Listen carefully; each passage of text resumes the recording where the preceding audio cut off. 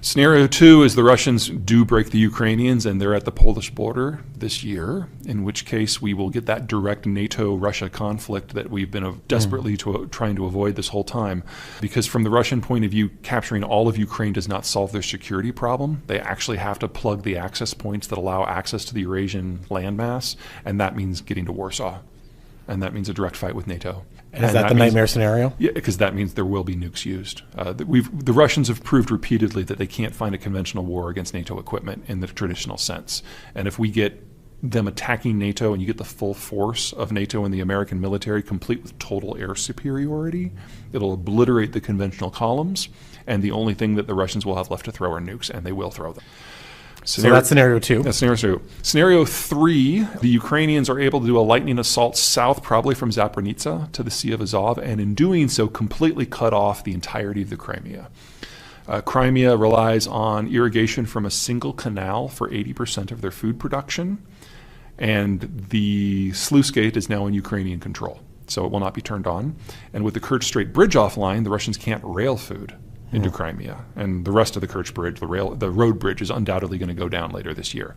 So there you put the bulk of the best troops that the Russians have on a starvation diet, literally, and you probably have 500,000 people dying from famine in the Crimea, including the best of the Russian military units this year. I don't think even in the best case scenario that the Ukrainians can kick the Russians out of the eastern parts of Ukraine this year, because they don't have sufficient deep strike into Russia proper to break up the logistics lines. And that is what is necessary. If Ukraine is going to win, they don't just need to clear their own territory. They need to clear the ability of the Russians to invade in the first place. And that means striking deep, at least 300 kilometers over Good the conversions. border. I was raised metric, so it's weird living in the United States and thinking metric. So anyway, we're not ready for that fight, but that fight is not this year. Right. If you don't want to get nuked, you need to give Ukraine absolutely everything they can get as soon as they possibly can. Western troops can't be on the ground. That would trigger a nuclear exchange in no time. But the pace of training needs to expand by at least an order of magnitude, and that means we need to double, probably quadruple, the rate of arms manufacture across the NATO alliance as soon as possible. Once you look at the cost of the materials that go in, is the lowest in the world in terms of efficiency per hectare. This is a country that is basically Enron in nation-state form in terms of its finance, and its leader has completely decapitated the decision-making process of every province and every bureau in the entire system. It is waiting to fall. On top of that, it is dying. They're now admitting that they overcounted their population by over 100 million people since one child, suggesting that all of the missing millions are age 40 or under, childbearing. And even before that, they already had the fastest aging workforce in human history. China will cease to exist as a functional, economically viable population by the end of this decade. So I expect the Chinese disintegration over the next decade. And then the decade after that, if we're lucky, it will not devolve into a civil war, but that's a very reasonable possibility. But a severe breakup and a severe population correction, if you want to use a sterile term for 500 million people dying of famine, is kind of baked in at this point. So China reverts from being a country to a geographic concept like it has been for most of its history. India won't have an energy crisis. It's the first stop out of the Persian Gulf.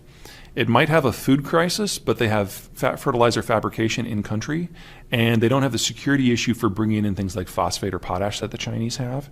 So if it can be solved, it will be solved in India. Their security crisis is one they're familiar with Pakistan and Bangladesh. We'll never rule out that they will start duking it out again, and since nukes are part of the equation, we can't ignore that. But neither side is itching for that fight, and they actually do have decent buffers between Pakistan and India. There's a desert for most of it. So I don't think that's likely. You remove the Germans and the Chinese from global manufacturing, and North America has to double the size of its industrial plant if it still wants stuff. India has to do the same thing. Now, unlike the US and Canada, India doesn't have a partner. They don't have the equivalent of a Mexico to help out and make this an easier carry. So it's not going to be as efficient. It's not going to be as high quality, but it's going to be enough for them. And if you are producing goods for 1.5 billion people, you have a consumer base. That's a lot of economic growth. And yes, the consumer base, their demographics are not aging nearly as quickly as China's. They are aging. It is not the bottomless pit of people that people think it is. If you I think median age somewhere around 27 or 28. Oh, I don't have that number at top of mind. But if you think of a traditional demographic structure as a pyramid with more babies than children, than young adults, than mature adults, than retirees, just a pyramid. India, the pyramid goes down to about age 35 and then drops straight down. So they are aging quickly. And that will be a problem 40 years from now. Right. But that's 40 years. A lot can change in 40 years. The short version is probably not. I mean, Africa is a big place, 50-odd countries. Sure. The story I'm about to tell you doesn't match for all of them, but for most of them. So the African demographic profile has happened because of two things. Number one, the world is sufficiently globalized, and China has been sufficiently hungry that they will pay anything for raw materials, that all of Africa, not just sub-Saharan Africa, has been able to export raw commodities that are industrial and import food. And that has allowed the populations to expand significantly. So Egypt today, if all of a sudden food imports were no longer an option, they would lose half their population. Even if they converted all their citrus and all of their cotton to wheat, they now have twice the population that's necessary, or twice the double the population that their land could support if they just switched over to wheat. And no one in Africa is that extreme, but they're all kind of flavors of that trend. Number two, part of the reason that countries, as they industrialize for the early decades, actually get a much larger population is child mortality goes down significantly. In the case of Africa, that's not because they have gotten better at it. That's because they've been able to afford the technologies that they import in terms of things like antibiotics and child care stuff. In a post-globalized environment, the food imports and those technologies go away. And you would expect to see population crashes. Maybe not as dramatic as what I'm expecting to see in China, but still horrific. The second problem is that Africa is a series of 5 stacked plateaus, and it's very difficult to get physical infrastructure up and down those plateaus. So in the colonial era, the Europeans never tried. They built tap lines to go to a specific economic resource, typically a mine, and that was it. And the Africans have discovered that the cost of building a real transport network is just too onerous, and the benefits from it are too thin. So it just really hasn't happened at scale outside of South Africa. That makes it very hard for them to benefit in a post-globalized system. They'll still have those tap lines. They'll still have the resources that the world needs. And I don't think we're going to have a raw commodities, though. Yeah, I don't think we're going to have a new colonial era because, just because they're going to see higher expenses and higher death rates doesn't mean that all of a sudden all the guns are going to go away. I mean, part of the reasons why the colonial era was so horrible for the Africans is the Europeans brought guns to knife fights for decades. Well, Africans' guns might not be as good as European guns, but they're still guns. And so that the delta isn't there anymore. But that doesn't mean I think they're going to do great. So there's pockets. The birth rates, the survivability of the youth in Africa in the HIV countries has basically dropped by more than half. And yes, they are now getting better at prevention, but that takes a massive melon scoop out of their demographic structure that is irreplaceable.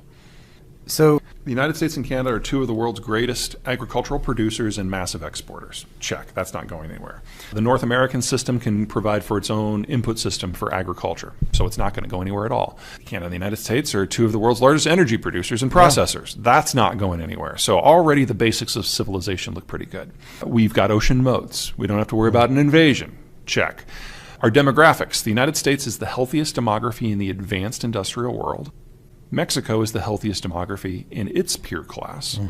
And Canada has the best record in the world, bar none, for attracting people in their 20s and 30s via immigration.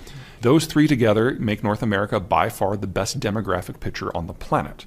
So our capital structure is more or less stable. Our consumption base is fine. Our weakness is in manufacturing. Now, because of the shale revolution, the United States is very good at low-end manufacturing. Heavy chemicals, plastics, that sort of thing, because we have the cheapest inputs in the world. Right. We're also, because of our educational system, the best at the high end. That's where Canada competes, and not well.